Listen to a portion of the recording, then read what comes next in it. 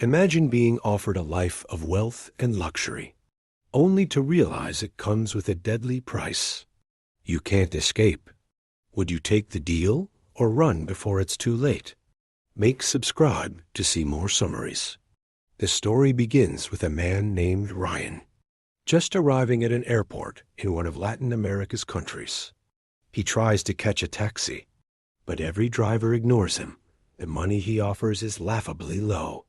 With no choice left, Ryan sets off on foot through unfamiliar streets. That's when it happens. A driver approaches him deliberately, as though he's been waiting for him. He hands Ryan an envelope. It's from a man named Jack, an old friend. The letter explains Jack can't meet right now, but leaves him the door code to his house where Ryan can rest until he returns. Ryan reaches the house and freezes. It isn't just a home, it's a mansion. A gleaming fortress of glass and wood standing alone in the middle of the forest.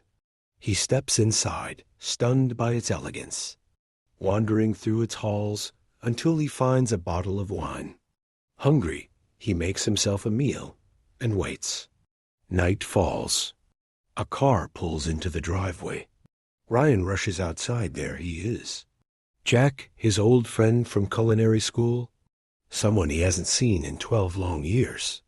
They embrace, and over dinner, the memories come flooding back.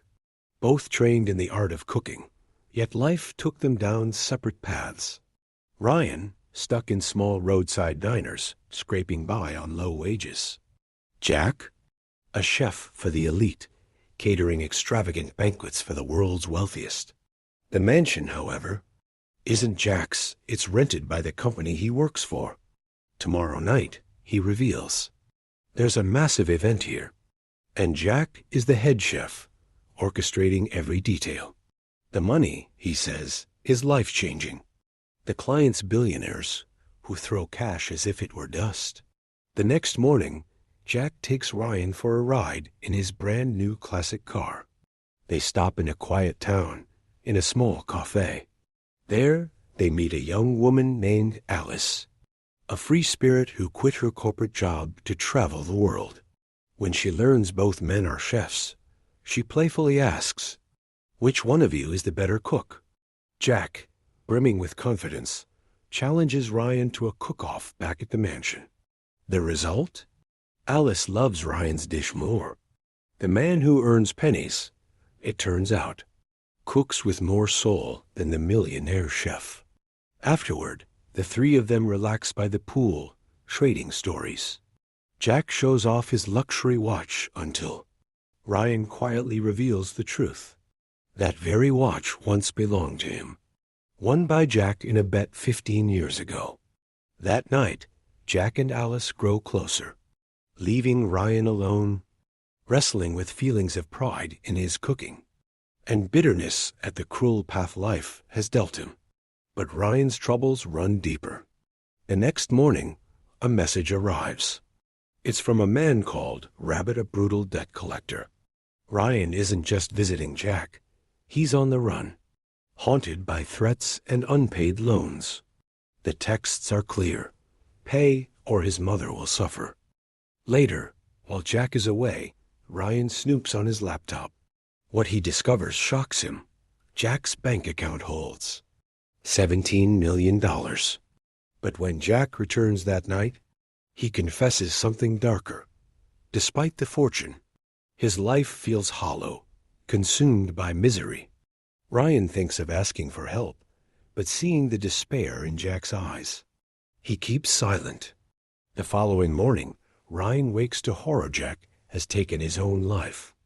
Instead of calling the police, Ryan hesitates. The debts, the threats, the desperation.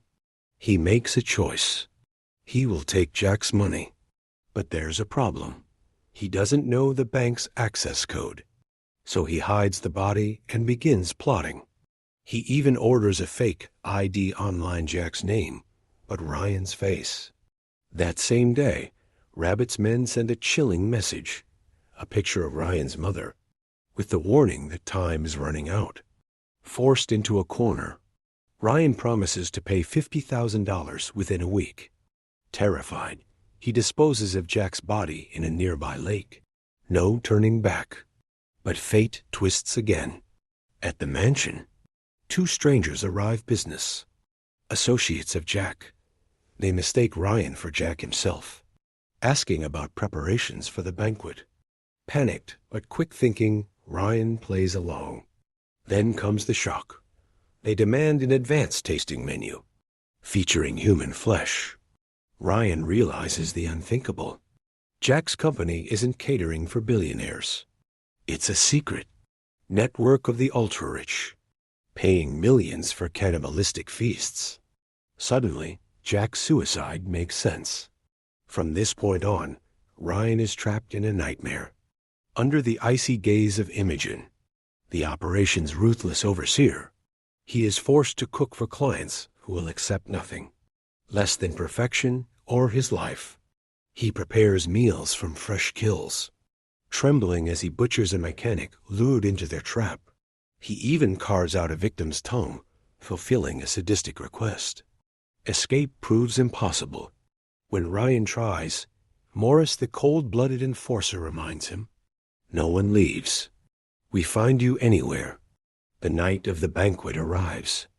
Billionaires from across the globe descend upon the mansion. But then the police show up. Detective Ruiz and Officer Gallo, investigating the disappearance of the mechanic. They interrogate Ryan directly. He sweats, stammers, almost crumbles under their questions. Imogen swoops in, spinning lies about real estate projects. And in a grotesque twist, Ruiz unknowingly eats soup made from his own nephew's flesh. Tension mounts. Among the guests appears Alice, unexpectedly. She recognizes Jack's watch on Ryan's wrist and senses. Something is terribly wrong. Before she can escape, the network seizes her. Later, a Japanese guest requests a sashimi dish made from human tongue. The only tongue available has spoiled. Ryan panics. The substitute is Alice. But Ryan can't take it anymore. He sneaks away and confides everything to Detective Ruiz, who secretly listens in horror. Together, they plan to expose the nightmare. Ruiz ventures into the basement. What he finds is hell itself: severed limbs, torture devices, evidence of mass slaughter. He tries to call for backup, but his phone is upstairs. Before Ryan can return with it, Morris discovers Ruiz. Without hesitation, he murders him with a chainsaw. Ryan's last hope dies with the detective. The banquet continues. Imogen smiles, sending emails, weaving false stories to cover every crime. When Ryan confronts her in disbelief, she replies coldly, "I've adapted. Behind me stands an empire built to erase any trace of what we do." The next morning, she delivers good news. The global network has chosen Ryan as their next star chef. His reward, over $4 million, transferred into his account. But freedom? Impossible.